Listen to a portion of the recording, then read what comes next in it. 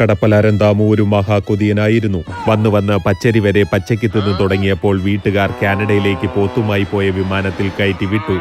കാനഡയിലെത്തിയ ദാമു വിമാനം എപ്പോ കണ്ടാലും എനിക്കെന്റെ അമ്മയെ കാണണമെന്ന് പറഞ്ഞിരുന്നു മോങ്ങുമായിരുന്നു. സായിപ്പിന്റെ ബണ്ണും പുല്ലും തിന്നുമടുത്ത ദാമു സഖികെട്ട് ദൈവത്തെ വിളിച്ചു. പിന്നെ പുള്ളിക്ക് വേറെ പണിയില്ലേ, മൈൻഡ് പോലും ചെയ്തില്ല. ദാമു വിട്ടുകൊടുത്തില്ല. വാട്സപ്പിൽ വീഡിയോ കോൾ ചെയ്തു നോക്കി.